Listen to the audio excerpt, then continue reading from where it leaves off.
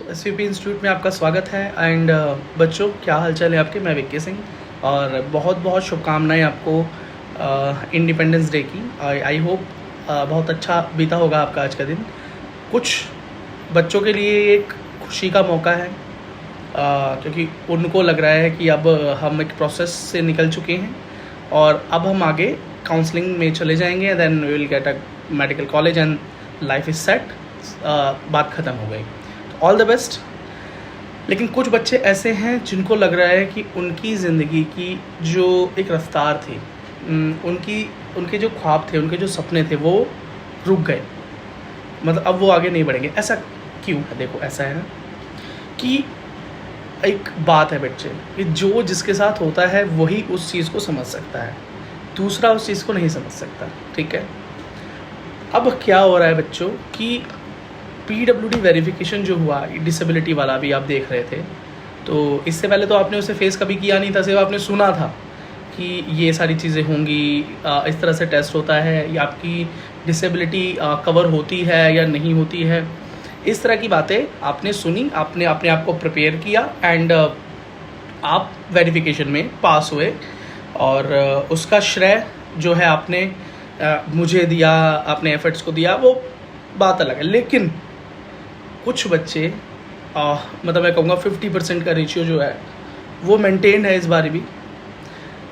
थोड़ा इसमें बढ़ोतरी आई ज़रूर है। आई होप एसवीपी इंस्टीट्यूट की तरफ से जो इनिशिएटिव लिया गया था उसकी वजह से इंक्रीमेंट ज़रूर हुआ है in the percentage of overall passing. जो बच्चे हैं इस बार वो ज़्यादा बढ़े हैं as compare to last years. And but फिर भी बच्चे रिजेक्ट हुए हैं, इसके अंदर कोई शक नहीं है। अब रिजेक्शन इज़ एक चीज़ है, रिजेक्शन, ठीक, लेकिन उस रिजेक्शन तक पहुंचने के लिए, उस प्रोसेस तक जाने के लिए जो बच्चों ने मेहनत की है ना, वो आप समझ नहीं सकते थे। मतलब ठीक है, लेकिन अगर आपके घर के पास सेंटर था आप अभी भी नहीं समझ पाएंगे। अगर आप जाते ही पास हो गए तो आप अभी भी नहीं समझ पाएंगे। हुआ क्या है कि कुछ बच्चे अपने घरों से 2-2 हज़ार किलोमीटर भी सेंटर्स तक गए हैं। ठीक है, गोवा तक गए हैं बच्चे, और दूर दूर से बच्चे दिल्ली आए। ठीक है, और चंडीगढ़ गए, मुंबई गए, कोलकाता गए, बिहार गए। सॉरी, बिहार में तो खैर सेंटर अपने है ही नहीं, सॉरी। तो आप मतलब कुल मिला के जो मैं कहना चाह रहा हूँ, आई थिंक आप समझ रहे हो कि बच्चों ने बहुत स्ट्रगल किया, साथ में उनके पेरेंट्स ने स्ट्रगल किया। ठीक है, कुछ को कामयाबी मिली, कुछ को कामयाबी नहीं मिली। सुनवाई कोई नहीं है। ठीक, आप पास हो जाएं तो, आप पास ना हो पाएँ तो कोई भी सुनने वाला नहीं है, कोई हेल्पलाइन नंबर नहीं है, आप किसी से कुछ कह नहीं सकते, डॉक्टर से क्वेश्चंस नहीं कर सकते। उन्होंने जो डिसीजन दे दिया है वो आपको एक्सेप्ट करना पड़ेगा। जिनके फेवर में डिसीजन चला जाता है वो फिर सिर्फ अपने बारे में सोचना शुरू कर देते हैं और उनको लगता है everything is good, everything is fine. और हमारे साथियों के साथ जो, अगर वो साथी मानते हैं तो उनके साथ क्या हो रहा है क्या नहीं हो रहा है हमें उससे कोई लेना देना नहीं है। We are into a process और हमें एक सीट लेनी है MBBS की, दैट इज़ इट। एक चीज़ मैं आपको याद दिला दूं, डॉक्टर जो होता है ना वो हमेशा एक पब्लिक सर्वेंट ही होता है। बात सुनने में अजीब लग सकती है, कुछ लोग इस बात को समझेंगे। डॉक्टर हमेशा एक पब्लिक सर्वेंट ही रहता है। अगर आप ये सोच रहे हो कि आप कहीं किंग मेकर बनने जा रहे हो, आप किसी ऐसी पोजीशन पर जाकर बैठ जाएंगे जिससे आपको सब लोग फॉलो करने वाले हैं, आप इंस्ट्रक्शन दोगे, तो ऐसा होने वाला नहीं है। ठीक है, जब आप डॉक्टर बनते हो तो आप जिम्मेदारियों से घिर जाते हो। ठीक है, एक अच्छा डॉक्टर, नॉर्मल डॉक्टर की बात नहीं कर रहा हूँ मैं, जो सिर्फ जाता है 500 रुपये फीस लेनी है, उसको प्राइवेट क्लिनिक में काम कर रहा है, कोई वैल्यू नहीं है उसकी, उस बंदे की कोई वैल्यू है ही नहीं, कोई उसको रिस्पेक्ट नहीं करता। लेकिन एक डॉक्टर जो सच में जिसकी रिस्पेक्ट होती है, ठीक है, वो पब्लिक सर्वेंट ही होता है, वो पब्लिक को सर्व करने के लिए बैठा हुआ है। ठीक है, तो जब आप डॉक्टर बन के पब्लिक को सर्व करेंगे, और मुझे पूरी उम्मीद है आप एक बहुत अच्छे डॉक्टर बनेंगे आगे जाके, और आपके सामने जो मजबूरियाँ आपको दिखाई देगी आप उसे अवॉइड नहीं करेंगे, अपने ईगो में नहीं चले जाएंगे आप, है ना, क्योंकि ईगो का कोई फ़ायदा भी नहीं है। डॉक्टर अस्पताल के अंदर जो भी है, बाहर वो कुछ भी नहीं है। आप जिस मेडिकल बोर्ड के सामने बैठे थे वो डॉक्टर अगर आपको बाहर मिल जाए, आप कहीं खाना खा रहे हैं, आप किसी रेस्टोरेंट में बैठे हैं, वो डॉक्टर आपको मिल जाए, अब वो आपको इंस्ट्रक्ट करे, क्या सुनोगे आप उसकी? कुछ भी नहीं सुनोगे। आप बोलोगे भाई है क्या तू, है कौन? वो बोलेगा I am doctor of this, medical board में बैठता हूँ। तो व्हाट है ना, बात ख़त्म हो गई ना। तो क्योंकि आपकी भी पावर सिर्फ आपके अस्पताल तक ही रहेगी आगे जाके। तो आपको अगर अपनी वैल्यू बनानी है तो कम से कम आपको समाज में कल्याणकारी काम करने होंगे, और तो कोई तरीका है नहीं। इसी तरीके से आपके साथी पीडब्ल्यूडी कैंडिडेट जो स्ट्रगल कर रहे हैं, क्या आपने एक बार भी 1 मिनट के लिए भी सोचा क्या हम जब वेरिफिकेशन में पास हो गए हैं तो अब हम किस तरीके से उनको मदद कर सकते हैं, अपना एक्सपीरियंस उन्हें कैसे शेयर कर सकते हैं, या उनको पास होने में हम कैसे मदद कर सकते हैं? बहुत कम लोग। किसी ने ज़बरदस्ती 2-4 मैसेज कर दिए, भाई प्लीज़ रिप्लाई मी, तो एक आध आपने मैसेज डाल दिया, नथिंग एल्स, क्योंकि आपको लगता है यार अपने को क्या, अपना काम हो गया, बात ख़त्म हो गई। ठीक है, तो बेटा यही कैरेक्टर आप आगे लेकर जाओगे तो कामयाबी थोड़ी ना मिलेगी। स्ट्रगल ही स्ट्रगल रहेगा ज़िंदगी में, हमेशा स्ट्रगल रहेगा, कभी कामयाबी प्राप्त नहीं होगी। समझ रहे हो ना? मैं आपको एक बात बता रहा हूँ, अभी इस बात की डिस्कशन होती नहीं है, और अभी होने नहीं वाली है 2-4-5 साल इस बात की डिस्कशन नहीं होगी, लेकिन ये डिस्कशन शुरू हो जाएगी फिर। अब वो डिस्कशन क्या है? वो डिस्कशन ये है कि आपने MBA चाय वाला, इंजीनियरिंग छोले कुलचे वाला, ये सब सुन रखे हैं। MBBS चाय वाला सुना है? नहीं सुना ना, सुन लोगे। अच्छा क्यों? क्योंकि ये जो इंक्रीमेंट हो रहा है ना सीट्स में लगातार प्राइवेट कॉलेजेस का खुलना, प्राइवेट कॉलेजेस के बीच में खुद एक कंपटीशन हो जाएगा जिससे कि आपकी फ़ीस डाउन होगी। जब फीस डाउन होगी ना तो ये पूरा का पूरा जो ये MBBS का जो गेम है ना, ये बिल्कुल इंजीनियरिंग लेवल पर चला जाएगा।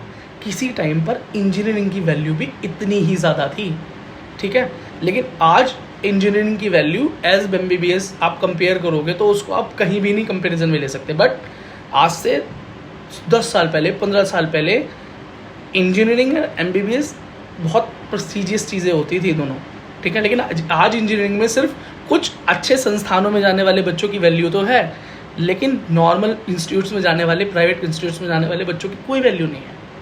दैट इज़ ट्रू, एंड आप भी जानते हैं इस बात को। तो बच्चों, मैं बस ये बोलना चाह रहा था आपसे, कुल मिला के जो भी ये मैं कहानी कर रहा हूँ, इसका एंड पॉइंट ये है कि आप अपनी लाइफ में बिज़ी होने वाले हैं, ये मुझे पता है। मैं कितनी भी रिक्वेस्ट कर लूँ, ठीक है, लेकिन आप में से कुछ ही बच्चे ऐसे होंगे जो अपने लेवल पर आके PWD कैंडिडेट्स की मदद करने की कोशिश करेंगे, क्योंकि ये स्ट्रगल उनको अगले साल फिर झेलना है भाई। किसी सेंटर पर बच्चों से टेस्ट जो है उनके खुद के पैसों से कराए जा रहे हैं, 7,000 10,000 रुपये खर्च हो रहे हैं, लेकिन वो स्ट्रगल आपने फेस नहीं किया तो आप कैसे समझेंगे इस चीज़ को? आप उनकी जगह होते तो क्या करते? ठीक। दूसरी चीज़, बच्चे इतनी दूर ट्रैवल करते हैं, इतनी दूर ट्रैवल करने के बाद उनके रहने की व्यवस्था, कोई लेना देना नहीं है गवर्नमेंट को, नथिंग एल्स मैटर। उनको एक बार फेल होने के बाद सेकंड चांस भी नहीं देते यार, उसी साल में कोई फ़र्क ही नहीं पड़ता। क्यों? हो सकता है यार उस दिन किसी वजह से डॉक्टर का मूड ख़राब हुआ, बच्चा उस टाइम वहाँ परफॉर्मेंस नहीं कर पाया, वो नर्वस हो गया, उस वजह से वो फेल कर गया, तो हो लेकिन अब एक और चीज़ मैं आपको बताता हूँ, कुछ जगह पर सेम डिसेबिलिटी को कुछ सेंटर्स पर पास करके एलिजिबल कर दिया, लेकिन सेम कंडीशन के बच्चे को अगले सेंटर पर कहीं और पर पास नहीं किया, ठीक है। लो विज़न के केस में यही हो रहा है, अपर हैंड के केस में यही हो रहा है, कहीं पर बच्चों को पास करके आगे भेज रहे हैं और कहीं पर बच्चों को अपर हैंड में देखते ही मना कर देते हैं, ठीक है। अब ये जो कंडीशन है, क्योंकि किसी का कोई सिंगल स्टैंडर्ड नहीं है ना, क्यों नहीं है पता है? हर कोई अपनी मनमानी क्यों कर सकता है? बताओ क्यों कर सकता है? नॉर्मल बच्चों के साथ क्या ये काम किया जा सकता है? क्या कोई ST SC का रिजर्वेशन छीन ले, क्या वो चैन से रह सकता है? मतलब ही नहीं है। इतना बड़ा प्रोटेस्ट होगा ना अगले ही दिन कि या तो उसे रिज़ाइन करना पड़ेगा या वो हाथ जोड़ते हुए नाक रिगड़ता हुआ घूमेगा रस्तों पे, ठीक है। पर PWD कैंडिडेट्स को रिजेक्ट करना, PWD कैंडिडेट्स के लिए कोई सुनवाई ना होना, क्या इसके लिए कोई भी मैकेनिज़्म है? क्यों नहीं है? क्योंकि उनको पता है कि मैं PWD कैंडिडेट को रिजेक्ट करके भेज दूंगा, वो कर क्या लेगा मेरा? उसके पास है क्या? कुछ नहीं कर सकते। आप अस्पताल में हंगामा नहीं कर सकते, आपके साथी आपका साथ नहीं देंगे, कोई हेल्प के लिए आगे नहीं बढ़ता, उनको कोई फ़र्क नहीं पड़ता कि आज आपने एप्लीकेशन सबमिट की है, हम आपको 1 हफ्ते बाद 2 हफ्ते बाद बुला रहे हैं। आप इतनी दूर से यहाँ आए हैं, कैसे मैनेज कर रहे होंगे? उन्हें कोई फ़र्क नहीं पड़ता, ठीक है। तो वो फ़र्क कब पड़ेगा? जब एक कम्युनिटी तैयार हो जाएगी। अब वो कम्युनिटी होगी कैसे तैयार? अच्छा अब बताओ, एसवीपी इंस्टीट्यूट से पहले किसी ने पीडब्ल्यूडी कैंडिडेट्स की बात ही नहीं की। क्यों नहीं की भाई? क्योंकि कोई यूनिटी नहीं है। मैंने कोशिश की, है ना, आपने मेरा साथ दिया, इसलिए मैंने कोशिश की।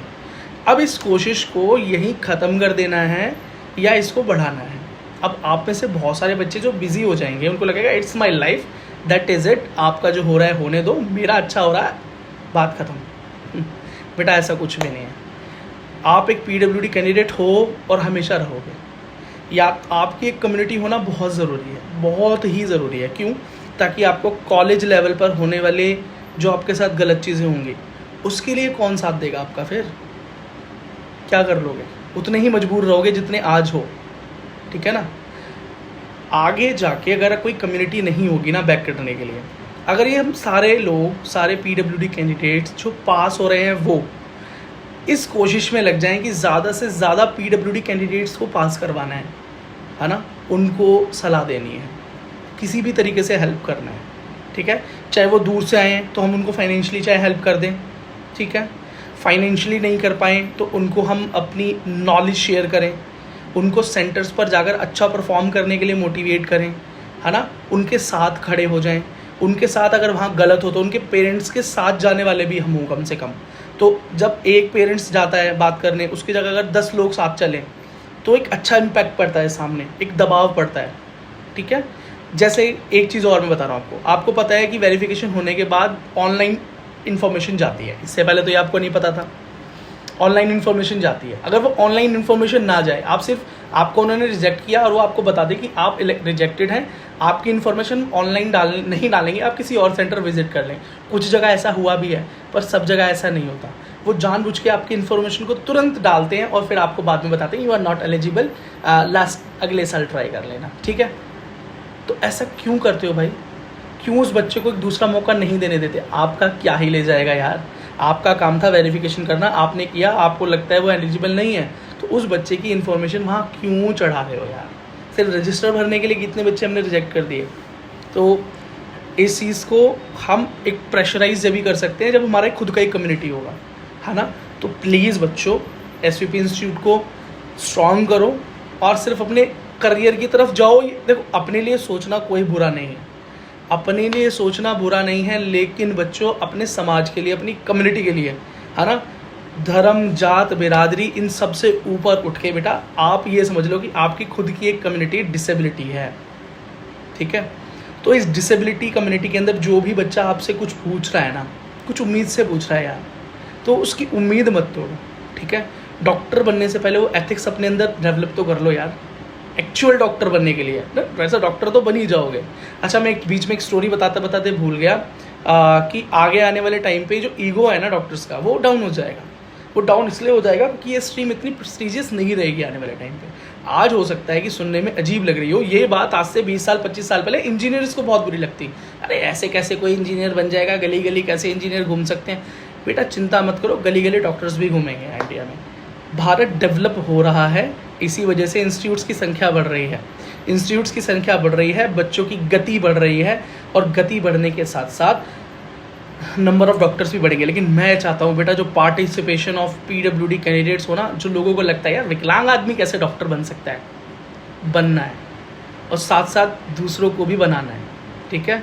तो ये काम करो यार, ताकि आपकी सीट्स बढ़ें और स्ट्रॉन्ग हो जाओ। आपकी पूरी मदद करने की कोशिश मैं करूँगा। कुछ दिनों से बेटा बिजी था and I am really very sorry for this, लेकिन कल से बिल्कुल आपके साथ हूँ और जितनी हेल्प हो सकेगी उतनी मैं आप करूँगा। धन्यवाद।